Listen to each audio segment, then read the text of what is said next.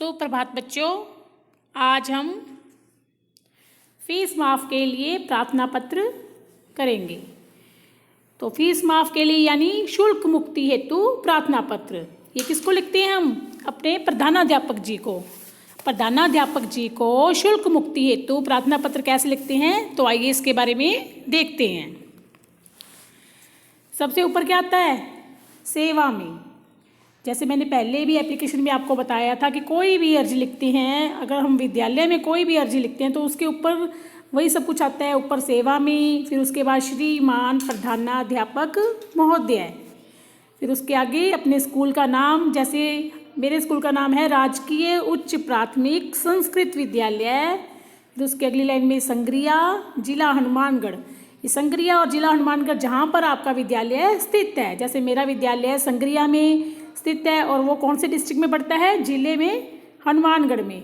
तो मैंने कैसे लिखा? सेवा में श्रीमान प्रधानाध्यापक महोदय, राजकीय उच्च प्राथमिक संस्कृत विद्यालय, संग्रिया, जिला हनुमानगढ़।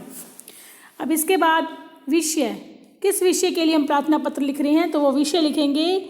जैसे यहाँ पर हम लिख रहे हैं फीस के लिए, है ना, फीस माफ़ के लिए। सॉरी, यहाँ पे आप बीच में क्या लिखोगे? माफ़। फीस माफ़ के लिए, फीस माफ़ के लिए प्रार्थना पत्र, या फिर शुल्क मुक्ति हेतु प्रार्थना पत्र। क्या लिखोगे? शुल्क मुक्ति हेतु प्रार्थना पत्र। और उसके बाद महोदय, फिर जो विषय है उसके बारे में हम लिखेंगे। जैसे सविनय निवेदन यह है कि मैं आपके विद्यालय की कक्षा 6 में पढ़ता हूँ। मेरे पिताजी मजदूरी करते हैं। उनकी मासिक आय यानी उनकी आमदनी, एक महीने में जो उनकी आमदनी है वो कितनी है? 2000 रुपये मात्र है। हम 4 भाई बहन हैं। इतने रुपयों में घर का खर्चा भी बड़ी मुश्किल से चलता है। मेरे पिताजी मेरी फीस भरने में असमर्थ हैं। ये तो उसने बता दी अपने परिवार की स्थिति कि मैं किस कारण से अपनी फ़ीस माफ़ करवाना चाहता हूँ। तो उसके बाद वो क्या लिखते हैं? इसी के नीचे अतः प्रार्थना है कि मेरी हालत पर विचार करते हुए मेरी फ़ीस माफ़ करने की कृपा करें।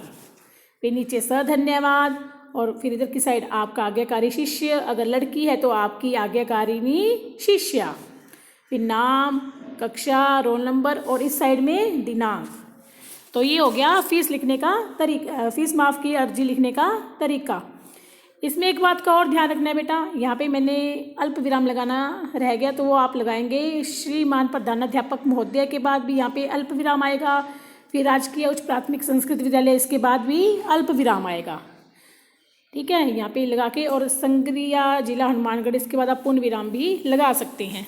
और उसके बाद ये सारी एप्लीकेशन इसी तरीके से आप कोई भी अर्जी जो अपने प्रधानाध्यापक को लिखना चाहते हैं वो लिख सकते हैं। केवल क्या चेंज होता है उसमें? ये बीच वाला हिस्सा, इसमें वो लिखा जाता है जिसके विषय में आप अर्जी लिख रहे हैं।